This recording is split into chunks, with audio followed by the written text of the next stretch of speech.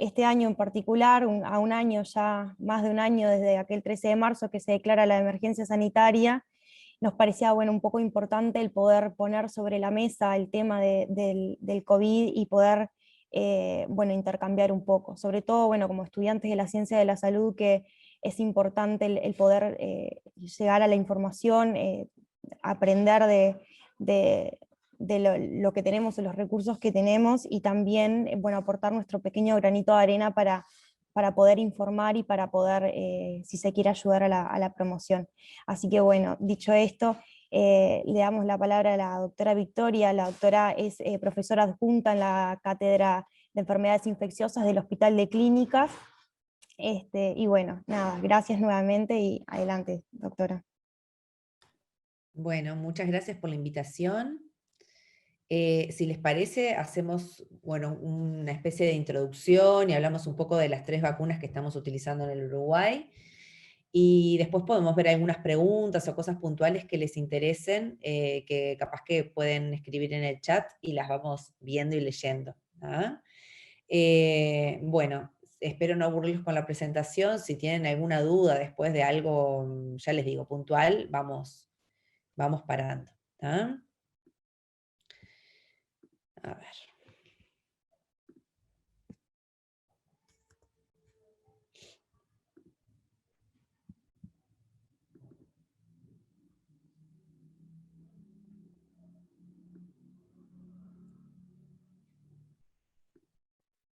¿Se ve la pantalla?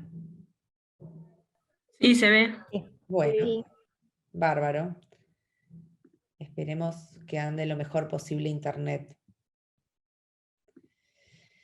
Bueno, muy bien, vamos a hablar un poco de las vacunas. Vacunas para SARS-CoV-2 o las vacunas COVID-19 en desarrollo, esto me fijé ayer, que van actualizando los datos, hay 317 vacunas que ya pasaron las fases preclínicas y que ahora están en fases clínicas, hay 94, y vacunas en uso a nivel mundial hay 14, ¿sí?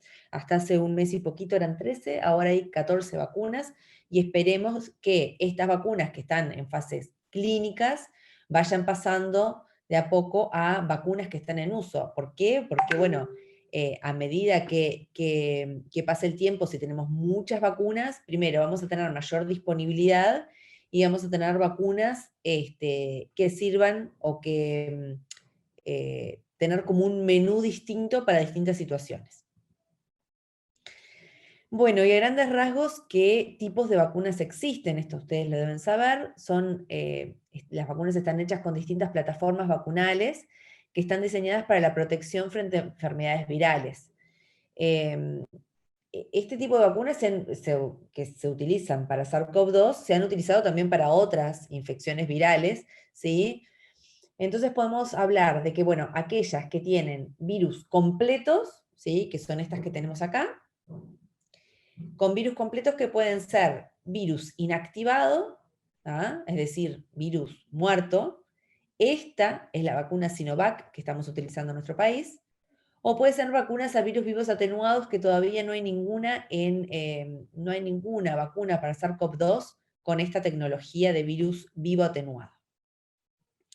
Después tenemos las vacunas que no tienen virus completos, pero que tienen componentes virales, y pueden ser o subunidades proteicas o proteínas similares a esas subunidades proteicas. Las vacunas con ARN, esta es la vacuna que estamos utilizando en nuestro país con Pfizer, ¿sí? Las vacunas de ADN, que todavía no se está utilizando ninguna, y después tenemos las de vectores virales, ¿sí? Que esta es la que una de las vacunas con esta tecnología es la que estamos utilizando en nuestro país, que es la vacuna de AstraZeneca. Entonces, las vacunas que tienen material genético, como decíamos, que pueden ser ARN o ADN, ¿sí? Que es la vacuna de Pfizer específicamente en nuestro país, hay otras vacunas, como por ejemplo Moderna, con esta misma tecnología, inyectan uno o varios genes específicos del coronavirus a través de partículas vehículas. Estas ingresan en las células haciendo que se expresen las proteínas, es decir, utilizan la maquinaria de nuestras células para producir las proteínas de la espícula, ¿sí? Todo esto desencadena una respuesta inmune con formación de anticuerpos sin el desarrollo de la enfermedad. Estas partículas de ARN no se integran al genoma. Ustedes saben que el ARN no se puede integrar jamás al genoma humano, ¿sí? Y aparte de eso se degradan rápidamente. ¿Ah? Después tenemos estas vacunas que son a virus atenuado o inactivado, que como les decía, esta es la vacuna de Sinovac, que son creadas a partir de coronavirus debilitados, atenuados, o que han sido sometidos a procesos químicos que eliminan su capacidad de replicarse, son inactivos. Esta tecnología la hemos usado durante muchísimo tiempo. Por ejemplo, las vacunas de polio son a virus inactivado, o las vacunas antigripales, hay algunas con virus inactivado. Es una tecnología vacunal que hemos usado durante muchísimos, muchísimos años y que sabemos cómo funciona, a diferencia de estas vacunas ARN, que es la primera vez en la historia de las vacunas que se utiliza una vacuna así. ¿Ah? Después tenemos la vacuna a vectores virales, que como le decían, es la de la vacuna de AstraZeneca, o la vacuna Sputnik, o la vacuna de Johnson, ¿sí? Lo que tienen son virus modificados que se usan como vectores, es decir, se usa la maquinaria de otro virus, en este caso son adenovirus, ¿sí? Con esa maquinaria se producen proteínas del SARS-CoV-2 para producir la respuesta inmune. Y lo otro que, para recordar un poco, esto ustedes lo deben saber, cuáles son las fases de un estudio clínico, de un ensayo clínico, porque siempre hablamos de las vacunas y que es un estudio de fase 3 y no sé qué, que hicieron fase 2 y de inmunogenicidad, pero bueno, repasando un poco qué son las fases de un estudio clínico. La fase 1 es una prueba inicial que involucra un pequeño grupo de voluntarios sanos y por lo general lleva unos meses. Esto en el desarrollo de las vacunas habituales es más o menos lo que lleva. Por supuesto que antes de esta fase, ahora lo vamos a ver en otro gráfico, pero antes de esta fase hubo ensayos o estudios que no era con humanos, ¿no? La fase 2 examina la consistencia de la vacuna, los posibles efectos secundarios y la presencia de la respuesta inmune esperada. Esta fase puede durar varios meses. En general, esto lleva unos cientos de personas, ¿sí? La fase 3 son los estudios por los cuales las unidades regulatorias, la EMA, por ejemplo, que es el ente regulador de fármacos en Europa, o yo qué sé, la FDA, que nosotros siempre miramos, que es el ente regulador de fármacos de Estados Unidos, siempre se fija para aprobar nuevos productos en estos ensayos fase 3, porque recopilan datos sólidos sobre seguridad y eficacia, pueden durar varios años y involucra a miles de voluntarios. ¿Ah? En la fase 4, es la fase en la que estamos ahora en muchas de las vacunas, ocurre después de que la vacuna se autoriza y se usa en el público. Es decir, la fase 4 son qué pasa con la vacuna, ¿sí? ¿Qué pasa con la vacuna en el mundo real, digamos? Ahí.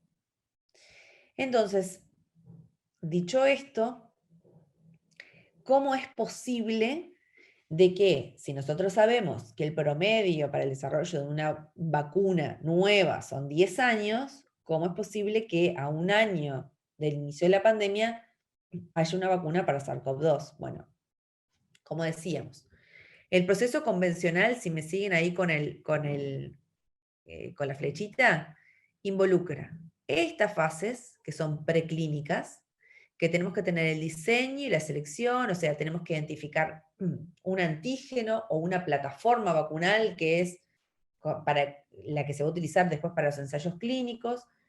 Se hacen estudios preclínicos en animales muchas veces, y luego de esta fase que dura 2 o 4 años, pasan a la fase clínica, ¿sí?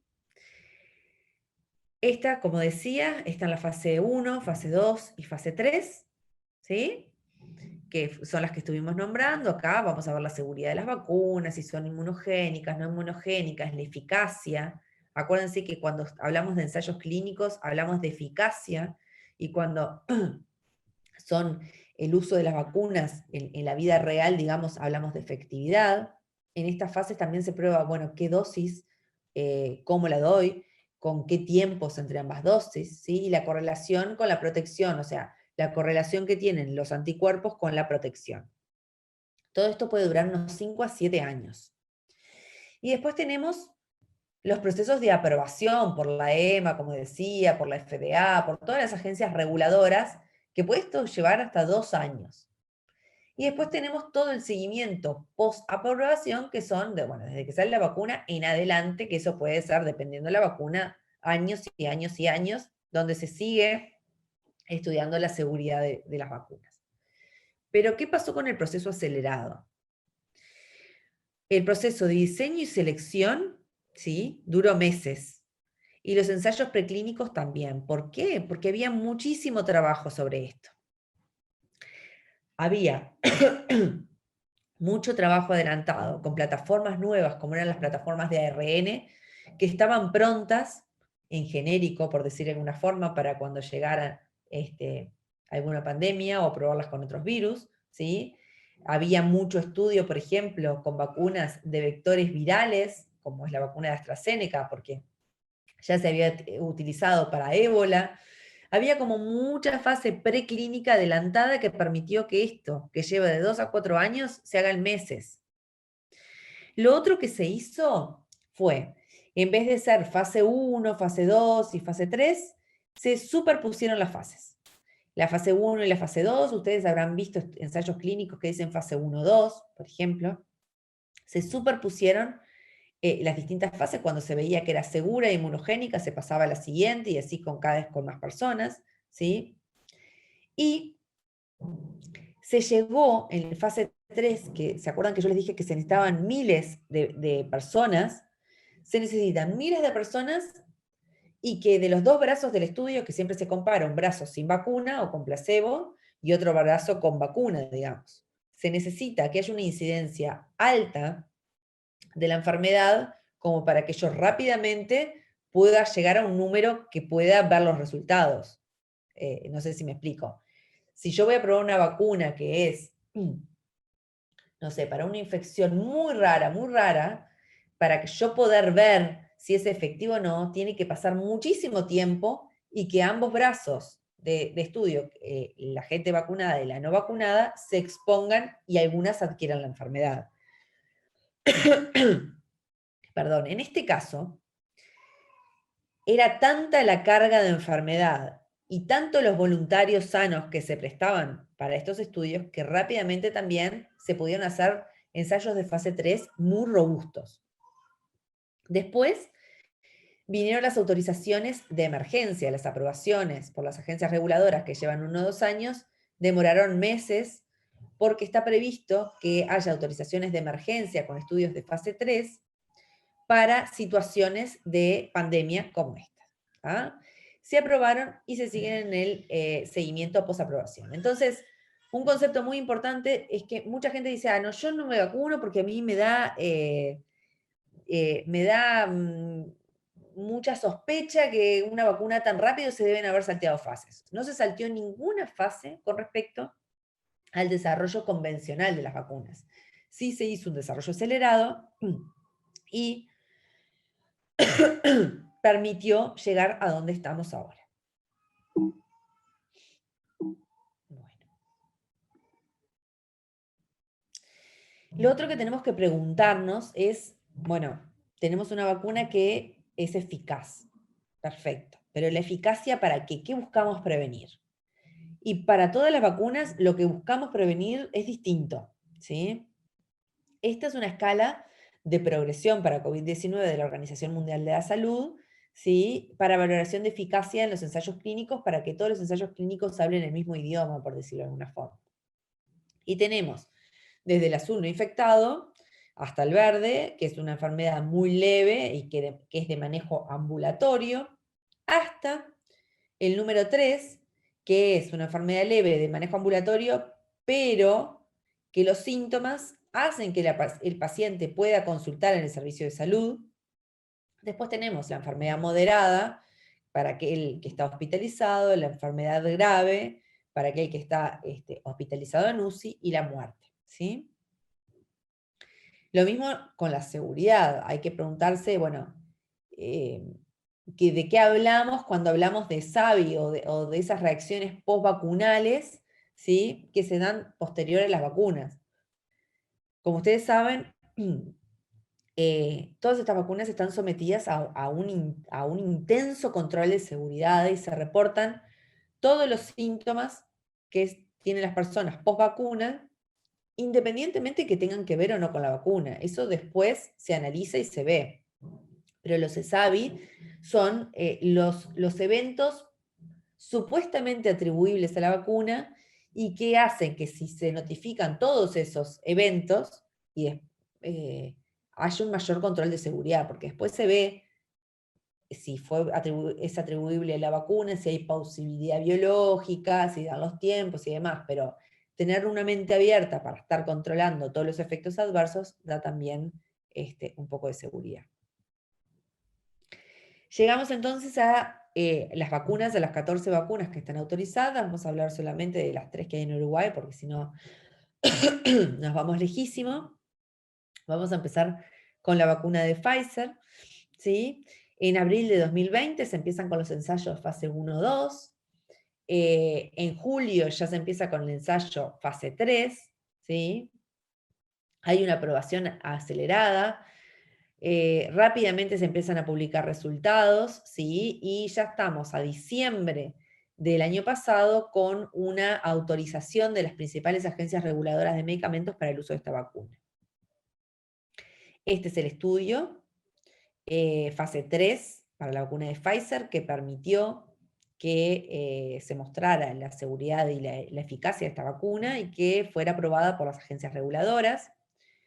Es un es un estudio que comenzó en julio, como les decía.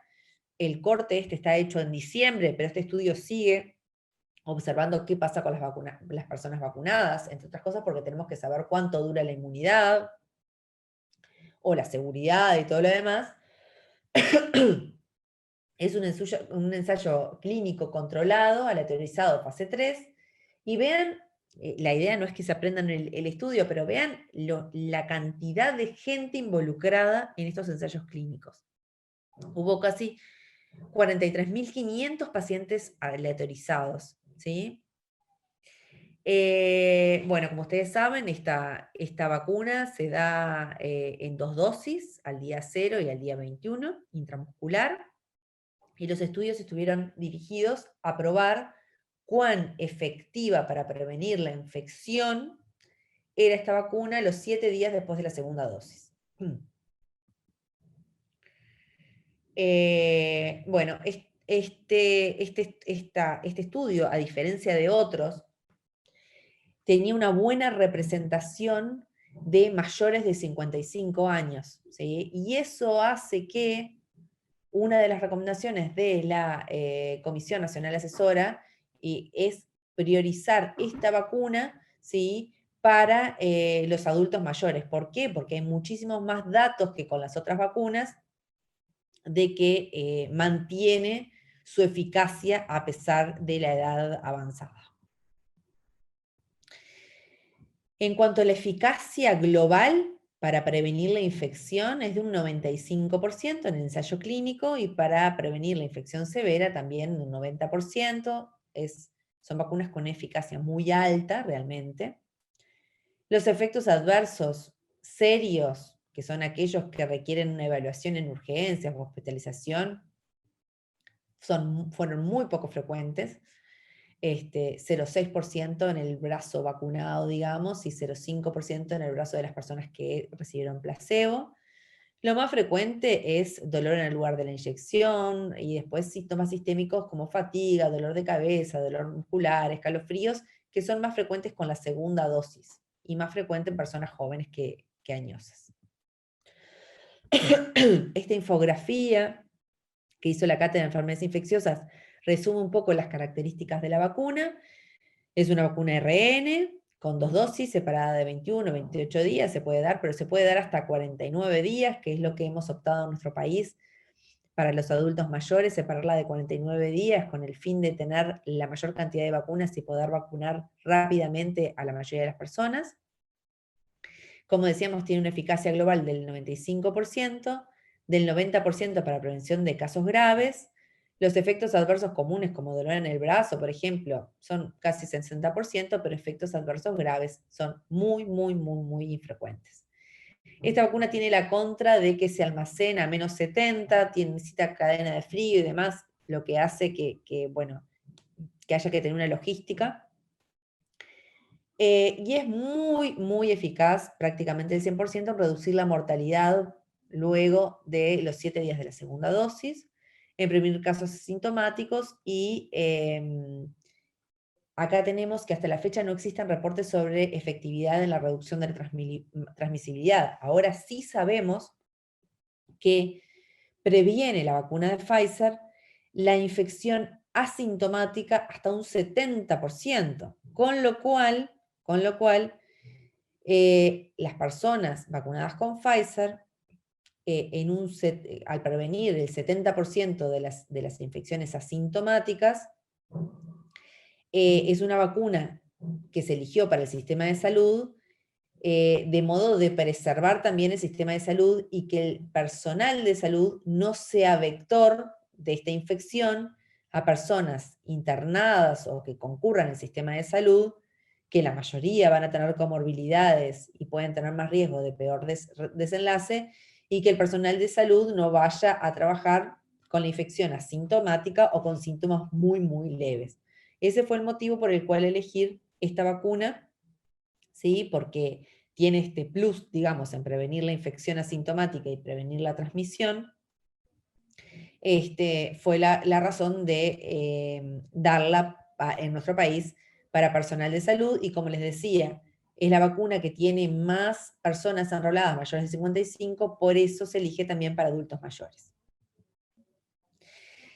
Bueno, después la vacuna Sinovac o la vacuna Coronavac de Sinovac y Butantan, que es la otra vacuna que estamos dando. Esta vacuna ya en abril de 2004 tenía ensayo fase 1 de vacunas para SARS, para otros coronavirus graves. Y eso también permitió acortar tiempos. En abril del año pasado se empieza con fases 1-2, rápidamente llegamos a enero, ¿sí? Donde se autoriza el uso de emergencia en varios países y en febrero nosotros. El estudio por el cual fueron aprobadas por las agencias reguladoras a esta vacuna es un ensayo controlado bilateralizado. Hay estudios hechos en Brasil, en Turquía y en Indonesia. Este es el estudio brasilero. Lo que hicieron es estudiar esta vacuna en personal de salud que asistía directamente a pacientes probables o confirmados de COVID. O sea que imaginen la exposición de estas personas. Estos, claro, como eligieron personal de salud como su población de estudio, tenían muy poca gente mayor de 60 años, y es por lo cual no la estamos dando en nuestro país a mayores de 60 años.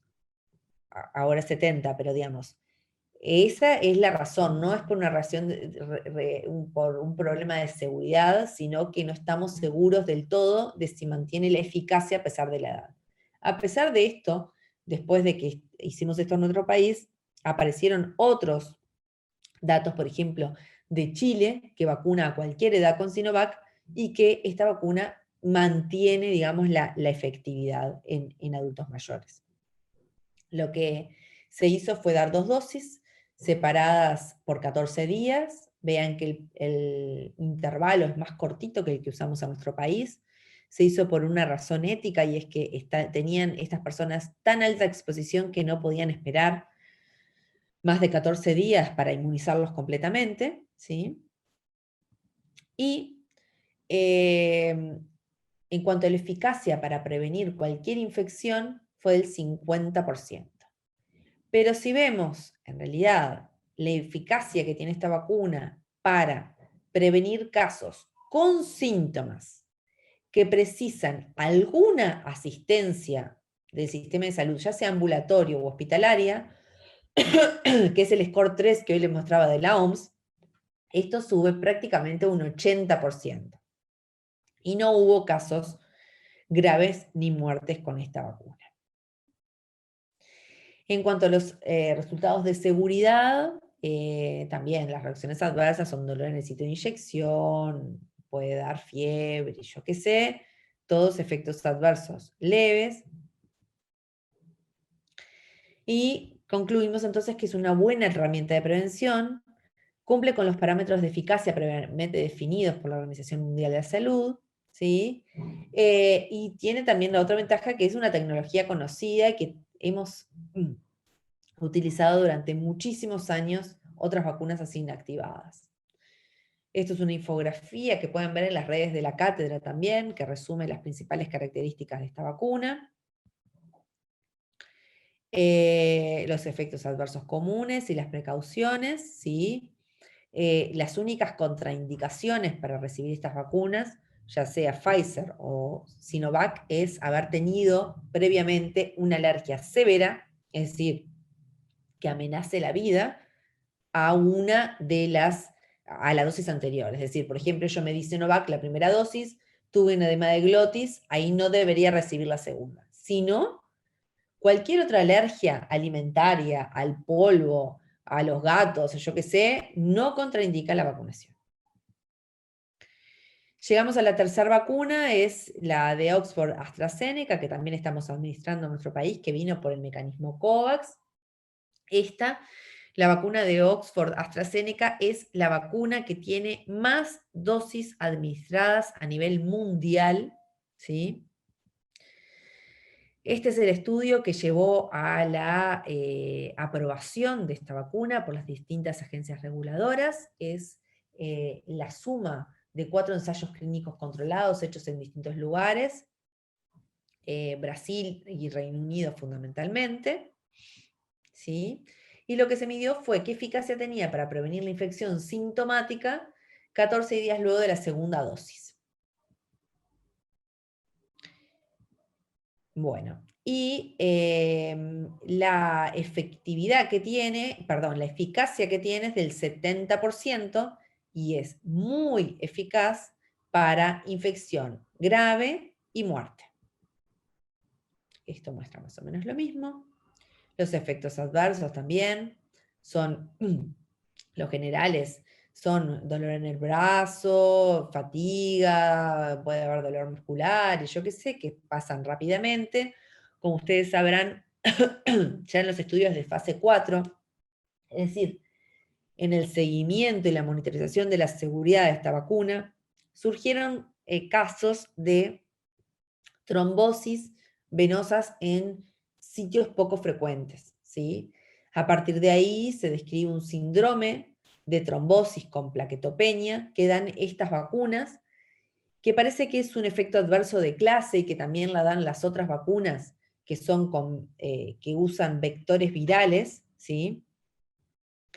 Que son muy, muy, muy poco frecuentes y que por supuesto que el riesgo de esta complicación es ínfimo al lado de, el riesgo que tiene, y más en este momento sanitario, el riesgo que tiene adquirir COVID y hacer una trombosis vinculada a COVID. De todas formas, es un síndrome que tenemos que conocer, ¿sí? Que tiene un diagnóstico preciso y un tratamiento preciso.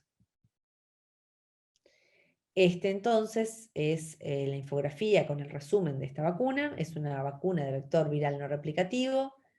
Se administran 2 dosis con un intervalo de 12 semanas. Cuando se administra la segunda dosis con ese intervalo de 12 semanas, la eficacia sube al 82%, ¿sí? Y bueno, para concluir, digamos, en cuanto a la eficacia, todas cumplen con el criterio de eficacia prefijado por la Organización Mundial de Salud antes de tener la vacuna.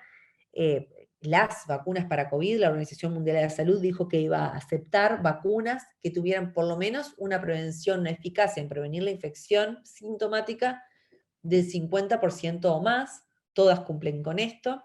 Y si bien para prevenir cualquier tipo de infección la vacuna de Pfizer es la más efectiva, Lo que nosotros necesitamos para población general, ¿sí?, es una vacuna que tenga una alta eficacia en prevenir casos moderados, graves y muertes, y en ese sentido las 3 vacunas que se están administrando tienen muy alta eficacia para prevenir eso.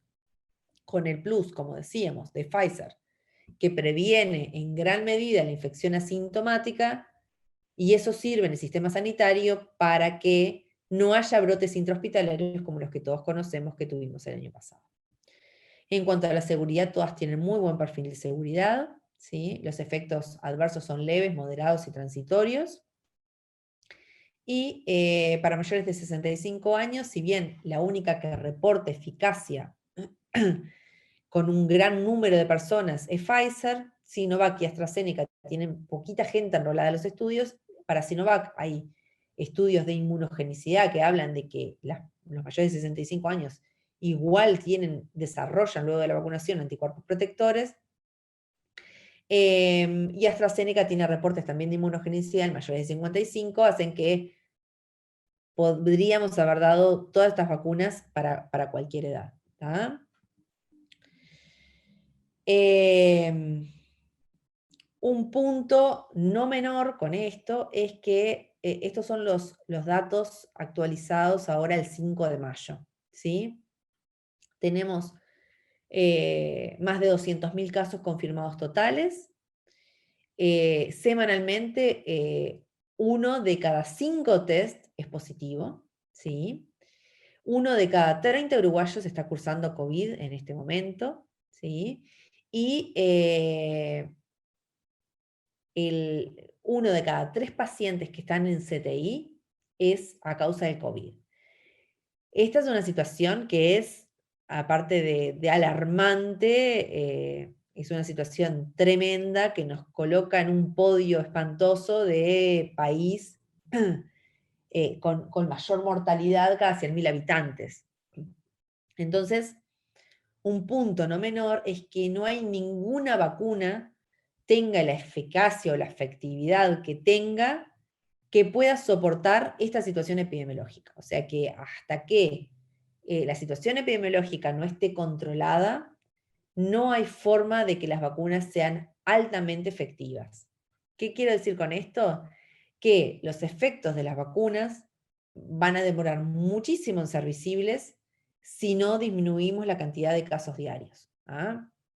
Las muertes no van a parar si no disminuimos la cantidad de casos diarios. La única forma de disminuir los muertos ahora es bajando la transmisión viral, y para bajar la transmisión viral no es con la vacuna, es con todo el resto de las medidas que ya conocemos, que son evitar aglomerarse, máscara, recambios de aire, distancia, higiene de manos, y por supuesto cuanto más personas vacunadas tengamos, mucho mejor, pero no va a ser la solución a corto plazo que estamos necesitando para que no se mueran 60 personas por día.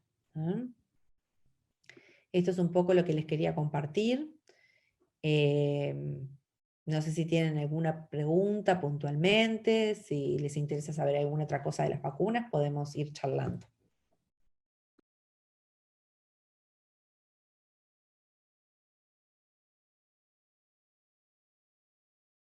En el tema del Nacho, embarazo y la lactancia, yo vi que todas dicen que no hay suficientes estudios, pero incluso ¿por qué aún así siguen? eh, o sea, yo pregunté, por ejemplo, yo soy madre lactante y me dijeron que igual me vacune, pero siempre dice que se recomienda esperar un poco. Bien, buena pregunta. Ningún ensayo clínico hecho de fármacos, y entendido los fármacos en forma genérica de todos los fármacos que conocemos y las vacunas también, incluyen mujeres embarazadas o en lactancia. Ninguno. Por razones de seguridad, nadie va a probar un fármaco nuevo o una vacuna nueva en embarazadas, claramente, ¿no? Y es una limitante como tremenda, porque bueno, las mujeres embarazadas pasan a tener pocos datos, digamos, en cosas que podrían beneficiarlas en cuanto a seguridad y eficacia. Ninguna de las vacunas que estamos administrando o que podrían administrarse a mujeres embarazadas en nuestro país, que podría ser Pfizer si son del sistema de salud, o Sinovac por edad, tienen mecanismos que hagan pensar que haya una plausibilidad biológica que dañe a las mujeres embarazadas o al feto. Las vacunas inactivadas las hemos usado durante muchísimos años, son vacunas con virus no viables, digamos, que hemos utilizado en las mujeres embarazadas durante muchísimos años con otras vacunas, por ejemplo la vacuna de la gripe, y que son vacunas que son seguras durante el embarazo y la lactancia. Así que si bien no hay datos de eficacia porque no están las mujeres embarazadas en los ensayos clínicos, sabemos que las mujeres embarazadas y en lactancia pueden recibir vacunas inactivadas con total seguridad, con el plus de que podrían pasar los anticuerpos a través de la placenta para una protección del niño que no va a estar vacunado, y que podrían pasarse anticuerpos a través de la leche materna. Con la vacuna de Pfizer pasa exactamente lo mismo. En ensayos clínicos fase 3 no se incluyeron mujeres embarazadas, ¿sí? Pero no hay ninguna razón biológica para pensar que una mujer embarazada no pueda darse la vacuna de Pfizer. Y de hecho, en Estados Unidos desde hace bastante se están vacunando a las mujeres embarazadas. Hay una corte grande de mujeres embarazadas con más de 4.000 embarazadas que no tuvieron ninguna complicación, que la vacuna fue segura y eficaz. Se está llevando adelante un ensayo clínico ahora muy grande, exclusivamente de embarazadas con Pfizer, y es por eso que se recomienda la vacunación. Al inicio de la vacunación, en diciembre aproximadamente, se decía, bueno, las mujeres que están embarazadas o en lactancia, hasta no tener más datos, que no se vacunen. Después empezaron a tener más datos de mujeres que se habían vacunado inadvertidamente embarazadas y que la vacuna era eficaz y que era segura igual, y aparte de eso, era tan alto el riesgo de adquirir COVID que cambiamos las recomendaciones y dijimos, bueno, aquellas personas que están muy expuestas, es decir, por ejemplo, mujeres médicas o enfermeras o cualquiera que trabaje en la salud, que están muy expuestas, siempre el beneficio de estar vacunada va a superar el potencial riesgo, ¿sí?, de un fármaco nuevo. Aquellas mujeres que tenían alguna comorbilidad, por ejemplo diabetes, y que si tenían COVID tenían más chances de que les vaya mal, también había que vacunarlas, y así se empezaron a vacunar embarazadas en todo el mundo, también en nuestro país.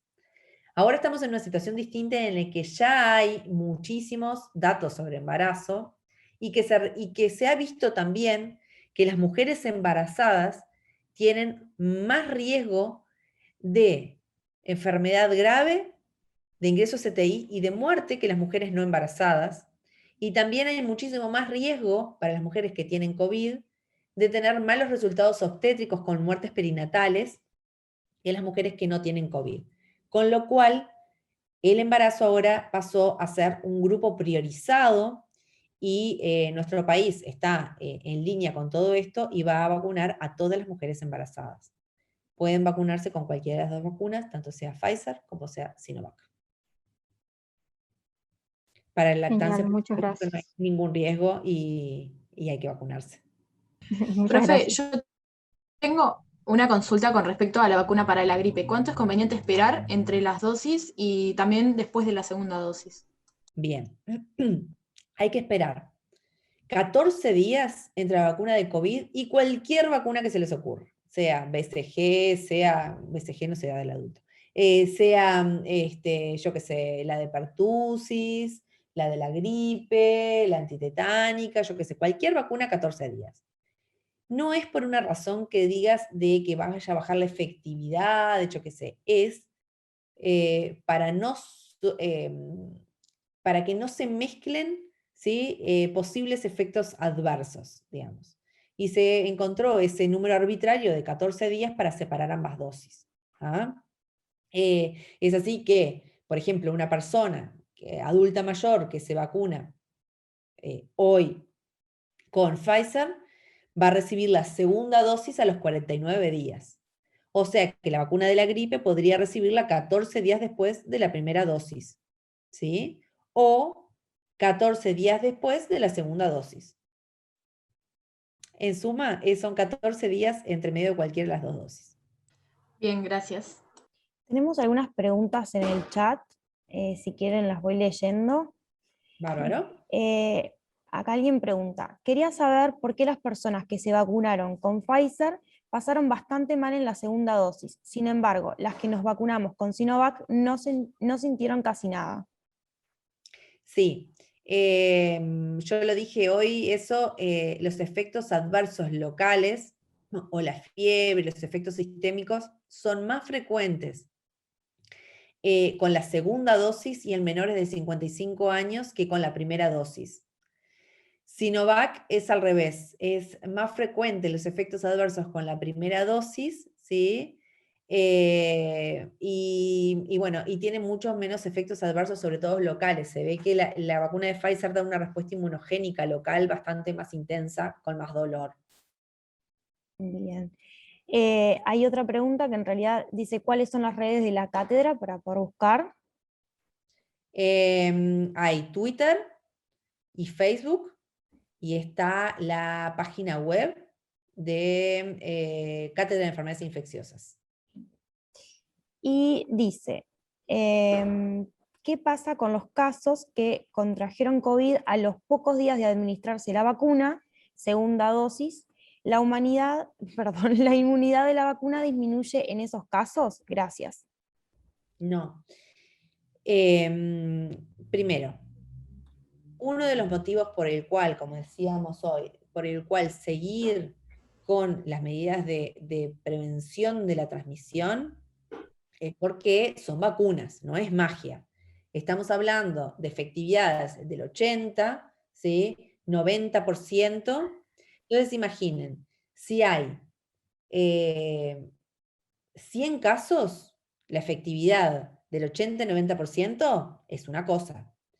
Si hay 3.500 casos diarios, la efectividad del 80-90 es otra cosa. Va a haber mucho más casos de vacunados, ¿sí? De vacunados con COVID. Las vacunas aparte, como decíamos hoy, la que es más eficaz para prevenir la transmisión, ¿sí? Es Pfizer, ¿tá? Pero todo el resto de las vacunas previenen la enfermedad grave, fundamentalmente la enfermedad moderada, y no previenen los casos, o previenen en menor medida, en un 50%, los casos leves. Eso significa que la gente vacunada se puede seguir enfermando, pero mucho peor que eso, porque si se enferma probablemente tenga una infección leve, va a seguir contagiando, ¿sí? Entonces, ese es el argumento para seguir a full con todas las medidas de prevención hasta que la situación epidemiológica permita relajar las medidas. Si uno adquirió COVID entre la primera y la segunda dosis, ¿sí? Lo que hay que hacer es, la enfermedad cuenta como segundo estímulo inmunogénico, como si fuera una segunda dosis, y se aplaza la vacunación 3 meses después de la PCR positiva, ¿tá? Si uno adquirió COVID luego de la segunda dosis, ya quedaste completamente inmunizado, con las 2 vacunas y un refuerzo que fue la enfermedad natural, ¿tá? Aplazar la segunda dosis durante 3 meses no es por un problema de eficacia ni de seguridad. Es un tema de que sabemos que al menos 3 meses vas a tener una buena protección con la infección natural, con lo cual se puede disponer de esa vacuna para otra persona que no esté inmunizada. Bien, y queda una pregunta y después pasamos a la gente que levantó la mano, que dice, he buscado información sobre qué pasaría si una persona que tiene COVID-19 asintomática se vacuna. ¿Qué ocurriría? ¿Tendría síntomas más fuertes o más leves? No, no ocurre nada. Y de hecho, en los ensayos clínicos se siguió vacunando a la gente que había tenido COVID. Y no está recomendado hacer una serología previa a la vacunación. O sea, saber si tuviste la infección o no, no está recomendado previo a vacunarte. Es efectiva en las personas que tuvieron serología previa positiva y en las que no. O sea que, nada. Bien, le damos la palabra a Leticia Falco. Sí, muchas gracias. Tenía en realidad 2 consultas. La primera era que hace unos meses atrás se oía hablar bastante respecto de lo que era la inmunidad de rebaño o el efecto rebaño. Y de hecho se hizo popular, digamos, esa terminología en la población a punto de partida, digamos, de profesionales, ¿no?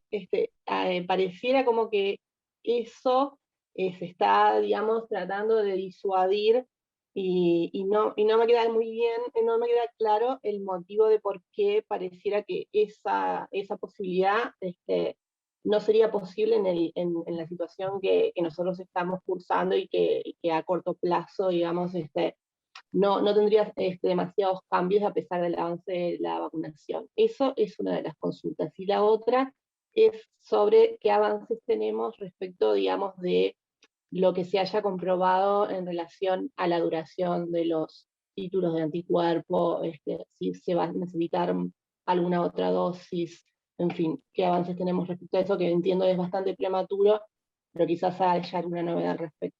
Sí, empezando con la segunda pregunta, con respecto a la duración, la inmunidad natural, es decir, cuando uno adquiere la infección, la inmunidad que se genera dura entre 3 y 8 meses aproximadamente. Eso es lo que se ha visto hasta ahora.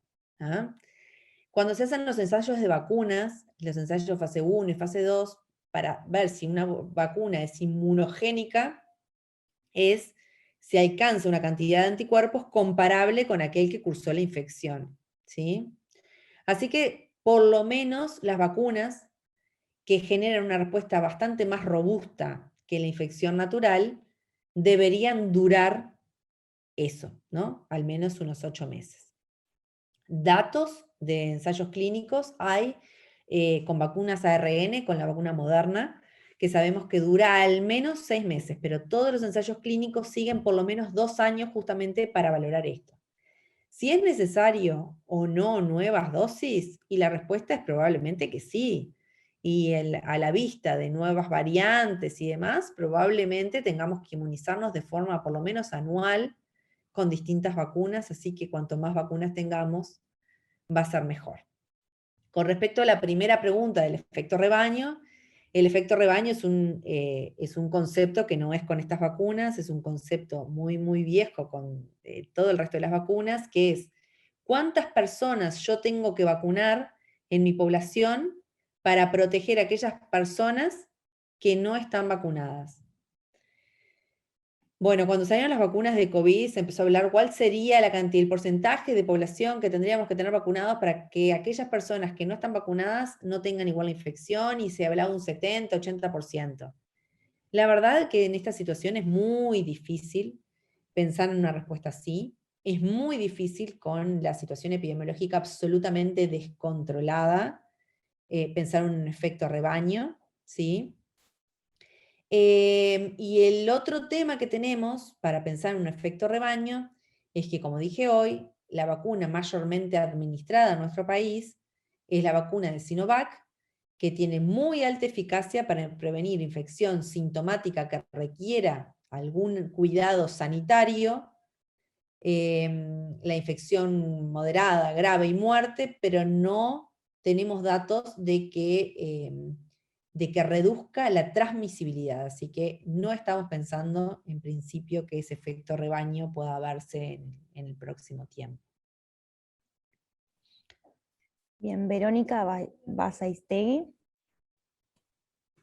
Sí, hola, ¿todo bien?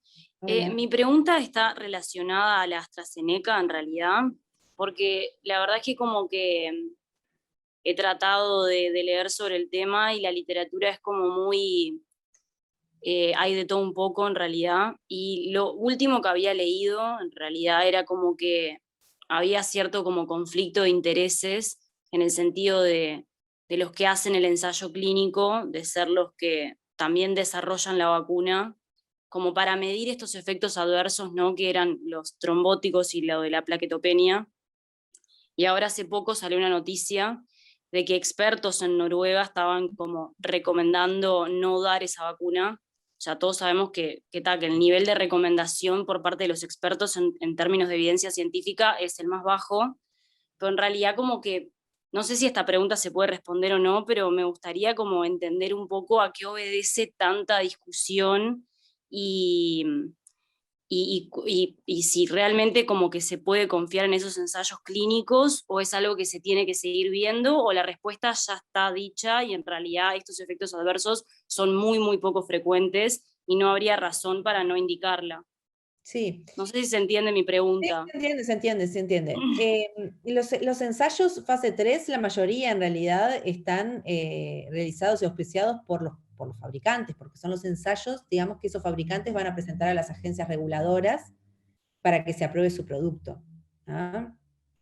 Es verdad que hay distinto grado de compromiso en los fabricantes, hay algunos que analizan los datos, hay otros que solamente pagan el estudio, o digamos, hay distinto grado de compromiso, eso es verdad.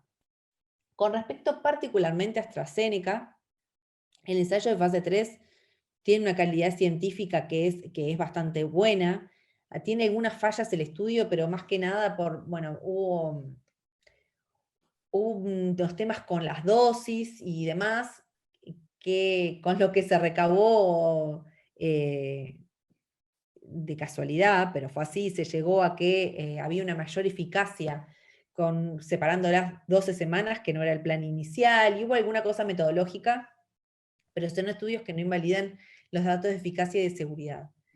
Los efectos adversos que son muy, muy poco frecuentes, no en las vacunas de COVID, en todas las vacunas, se ven en los ensayos de fase 4, cuando la vacuna está en la cancha.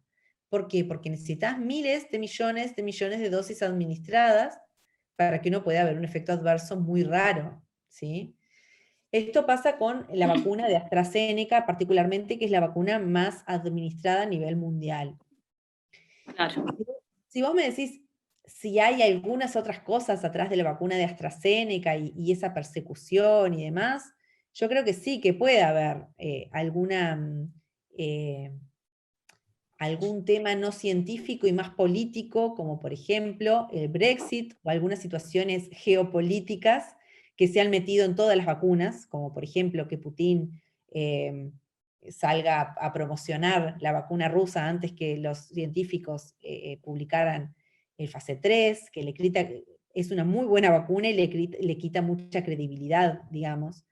Hay cosas extracientíficas que se mezclan con las vacunas y ahora más que nunca. Pero no es, en el caso de AstraZeneca me parece una cosa para desconfiar de la vacuna que es muy segura y es eficaz. Estos efectos adversos puntualmente de la trombosis con plaquetopenia que se vieron son unos 290 eventos aproximadamente en millones de dosis administradas. Se vieron fundamentalmente en mujeres, la mitad eran mujeres y la mitad eran menores de 55 años, y por eso es la recomendación de no darla en ese grupo de edad. Si realmente la trombosis es un efecto adverso, que vuelvo a decir es muy, muy poco frecuente, ¿sí? Si la trombosis es a ver cómo lo puedo explicar. Depende de dónde se mire, ¿sí? Es de dónde uno elige. Para darle un ejemplo de otra vacuna, ¿sí? Y les voy a pasar un enlace de un análisis periodístico muy bueno que habla sobre esto.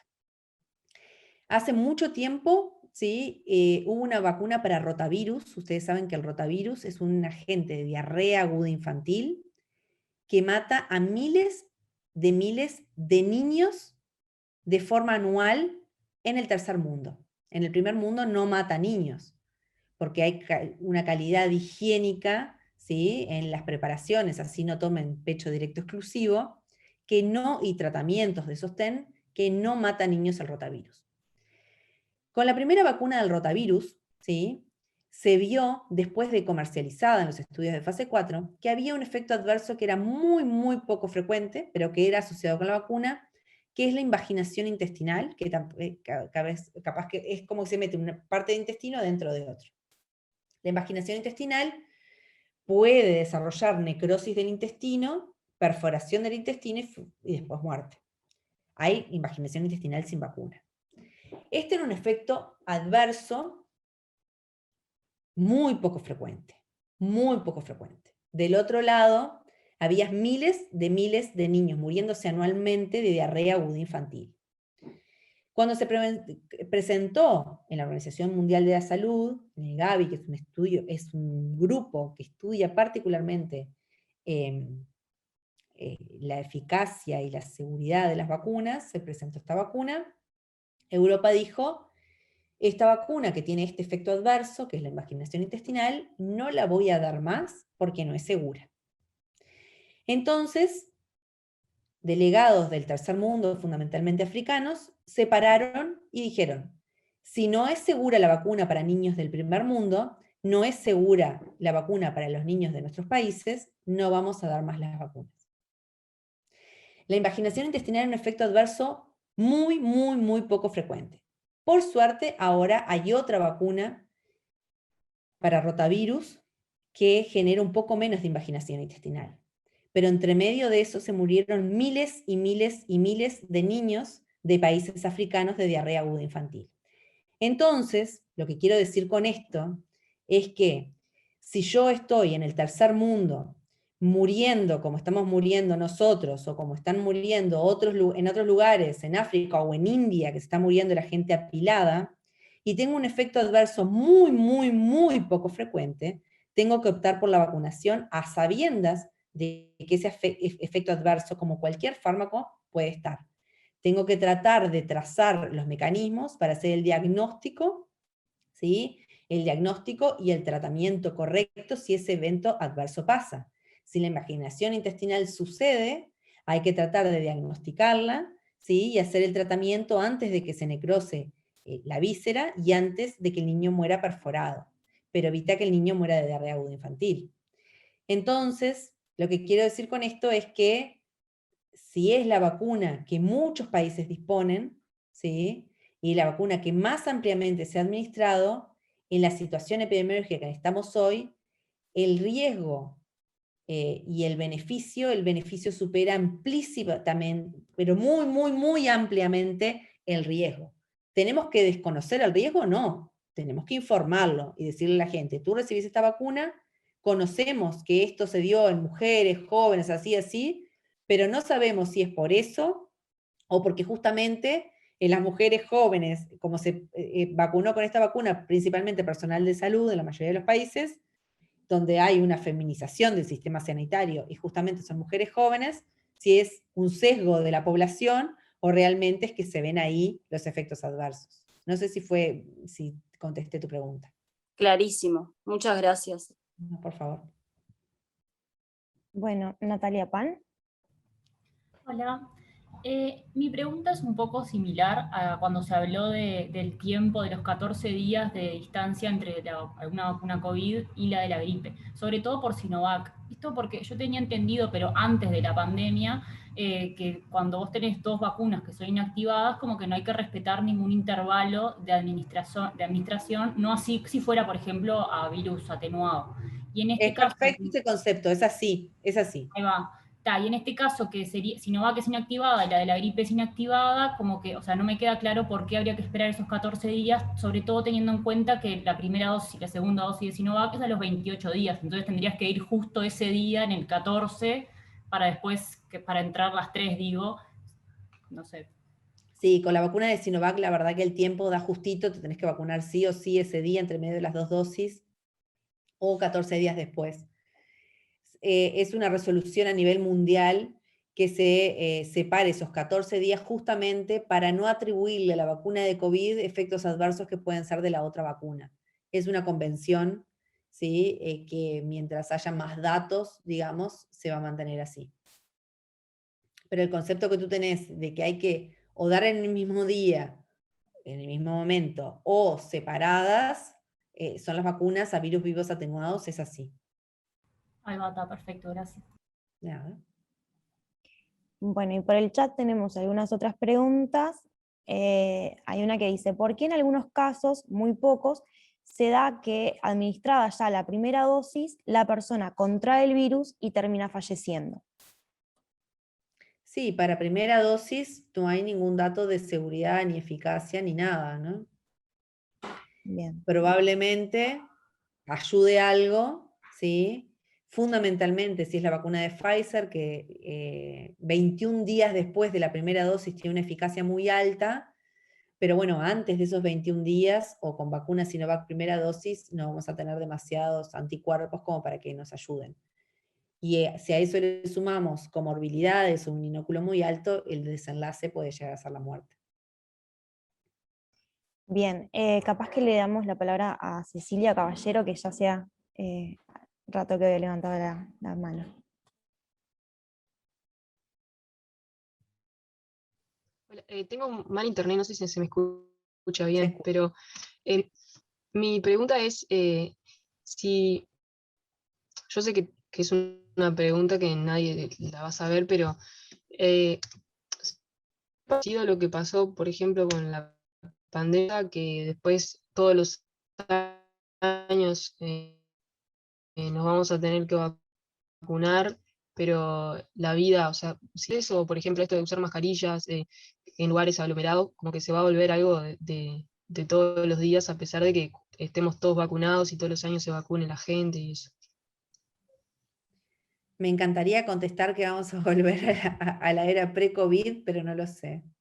No lo sé. Creo que el mejor esquema a esta altura es nada, que estemos todos vacunados y que la infección se vuelva un resfrío o una infección leve, pero no lo sé. Muchas gracias. Bien, acá hay otra pregunta que dice, hola, quería saber si una persona fue asintomática, igualmente hubo una infección. Ay, no entendí la pregunta. ¿Cómo? Si una persona fue asintomática, si igualmente hubo una infección, un proceso de infección. Sí, hay un porcentaje que es alrededor del 20% de personas que cursan la infección de forma asintomática. Si tuvo un contacto y tiene una PCR positiva y no tiene síntomas, es una infección asintomática. Perfecto. Dice, las personas que sufren de asma o alguna enfermedad pulmonar, ¿hay alguna vacuna recomendada? No, cualquiera de las vacunas se pueden dar. Dice, en caso de que sea una vacuna, perdón, es la misma, no es la misma persona. En el caso de que sea una vacuna que se dé año a año, ¿entraría dentro de las vacunas obligatorias?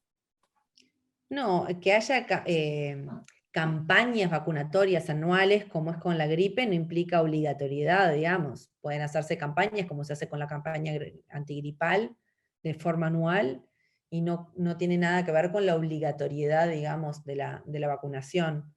Yo personalmente no creo que esta vacuna ni otras vacunas deban ser obligatorias.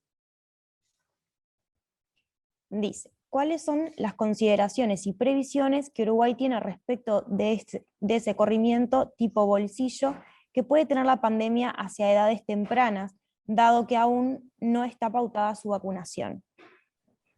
Sí, la verdad es que es una posibilidad, ¿no? Que nosotros vacunemos a los mayores de 18 y que el virus busque otro nicho y van a ser las personas más jóvenes. Yo creo que finalmente lo que va a pasar es que se va a terminar de vacunar a todas las edades, pero bueno, ya hay estudios, fundamentalmente con Pfizer, ¿sí?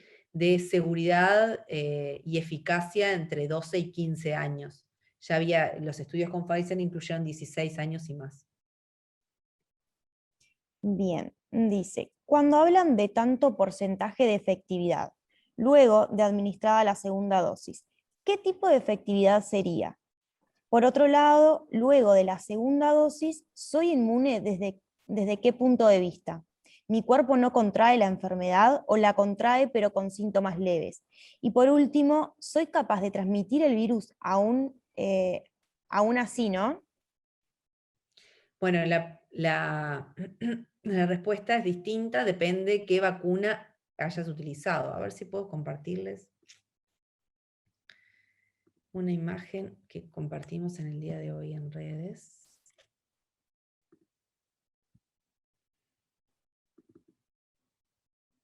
A ver. ¿Ven la imagen? Sí. Ahí. No sé qué estoy haciendo. Este podría ser el resumen de eficacia de las vacunas. Y vemos, la persona no vacunada podría tener en este rango, llegar hasta el 30% aproximadamente, 20% de la infección asintomática que está en azul, ¿sí? La enfermedad leve que está en el 20%, esto va a ser un 80% aproximadamente, ¿no? El 80% de las personas tienen una enfermedad leve, y solo el 20% tienen una enfermedad moderada y una enfermedad severa, que está en rojo. Esto es COVID habitualmente sin vacuna. ¿Ah? Entonces tenemos distintas plataformas vacunales. Esta vacuna, ¿sí?, es muy buena reduciendo la enfermedad leve, la lleva de estos 4 cuadraditos a 1, es muy buena previniendo la enfermedad moderada, previene en la mitad, y es mejor todavía previniendo la enfermedad severa, no tengo acá cuadradito rojo. Pero todo esto va a ser de infecciones asintomáticas, ¿sí? Porque no previene la infección asintomática. Lo que va a hacer esta vacuna es darme un booster de anticuerpos para que yo pueda responder rápidamente cuando entro en contacto con el virus y no desarrollar una enfermedad con síntomas, como decíamos, moderados, graves o muertes. Esta es la vacuna Sinovac. Entonces, frente a esta pregunta, si vos me decís, ¿te vacunaste con Sinovac? La probabilidad de desarrollar infección asintomática sigue estando. La probabilidad de enfermedad leve, ¿sí?, es reducida, pero sigue estando. No así tanto la probabilidad de enfermedad grave o muerte.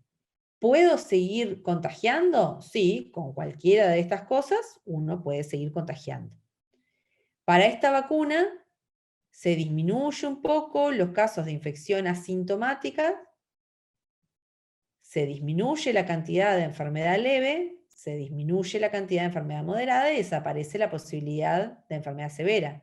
Esta es vacuna de AstraZeneca. ¿Puedo seguir contagiando? Puedo seguir contagiando. Y esta es la vacuna de Pfizer.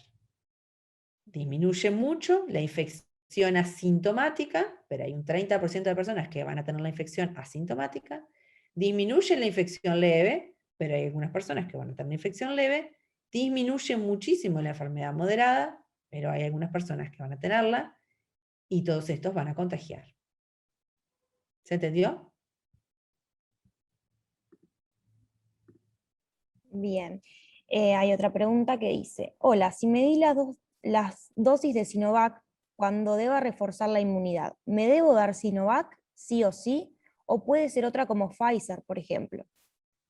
No hay estudios en marcha de intercambiabilidad de las vacunas, es decir, dar una vacuna AstraZeneca y la segunda Pfizer, por ejemplo. Hay algunos estudios en marcha, no están los resultados todavía, no hay datos con Sinovac. Lo que se dice o lo que sabemos hasta ahora y lo que ha priorizado el Ministerio de Salud Pública es no hay datos seguros de intercambiabilidad. Cuando se empezó el esquema vacunal con una vacuna, se sigue con la misma. Esto puede cambiar cuando haya más datos. Bien, seguimos. Según tengo entendido, el tiempo para poder vacunarse luego de haber cursado la infección por COVID son 3 meses. Mi pregunta es si mediante la titulación de anticuerpos, si los mismos son bajos, puede acortarse ese tiempo. No, no puede acortarse ese tiempo. Eso es un tiempo que se puso para permitir inmunizar a la mayor cantidad de las personas, es decir, optimizar la cantidad de vacunas que van llegando. 3 meses después de la infección por COVID, sabemos que hay inmunidad comparable con las de las vacunas. No se sabe en realidad, cuando se titulan los anticuerpos, qué valor es el adecuado. Incluso las personas que tuvieron una COVID leve, que pueden no desarrollar ni siquiera anticuerpos cuando los medimos, también pueden haber desarrollado inmunidad celular, por ejemplo, y no volver a adquirir la infección en el plazo de 3 meses. O sea que no se recomienda hacer titulaciones de anticuerpos para definir cosas vinculadas a la vacuna. Perfecto. Si fuiste asintomático Ay, se me fue la... Ay, si fuiste asintomático y no lo sabes, ¿te podés vacunar?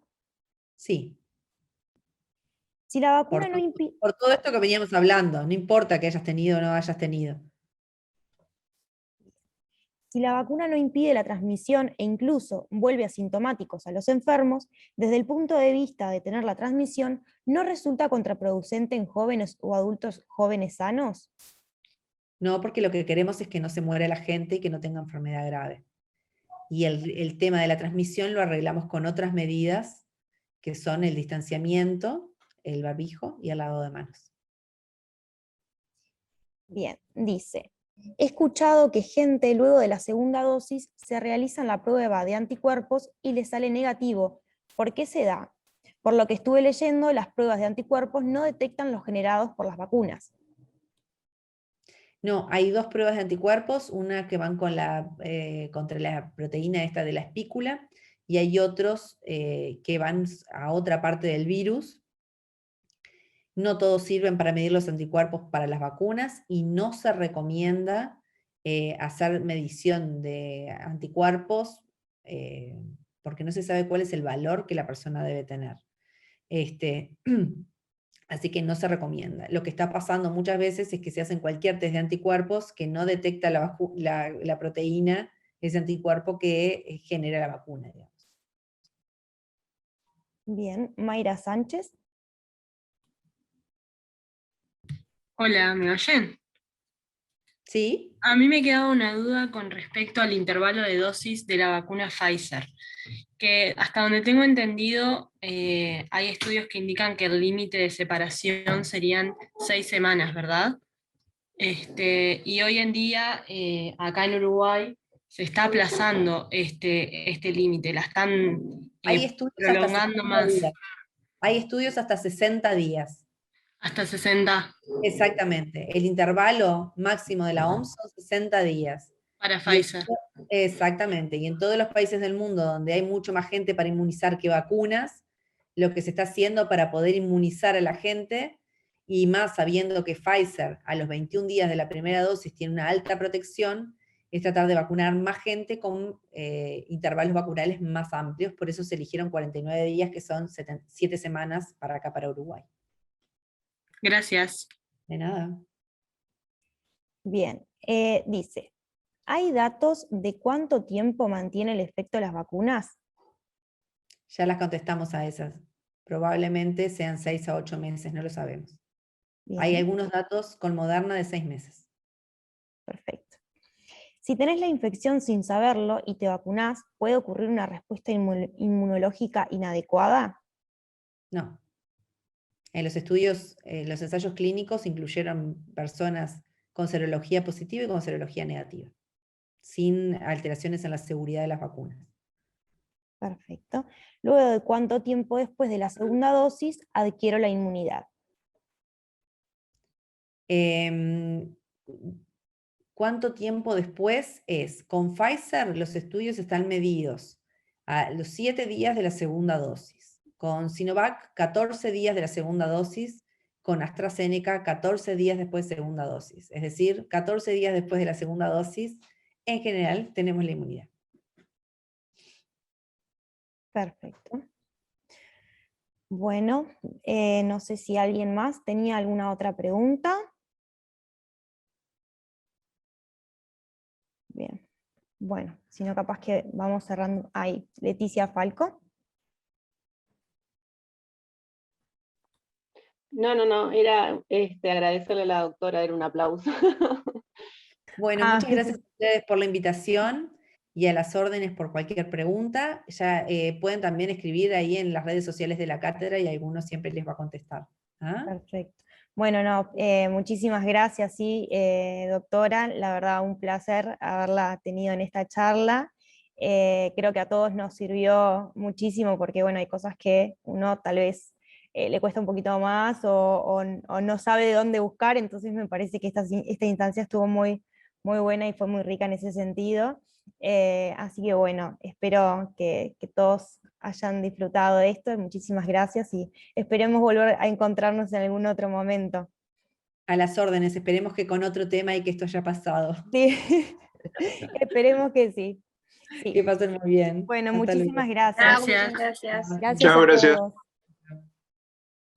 Y por supuesto los esperamos en las siguientes charlas del ciclo, ¿tá? Donde vamos a tener a la profesora Arteta, a la doctora Mónica Ponzo y también al doctor Dapueto, para bueno, seguir hablando un poquito de lo que nos dejó un año de pandemia.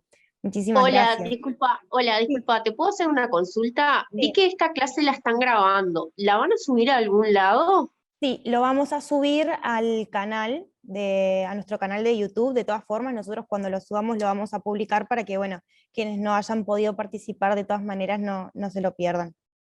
¿Y cuál es tu canal de YouTube? Porque la verdad creo que no lo tengo. El canal de YouTube es del FPAM. Sí, de todas maneras en las redes lo vamos a estar publicando.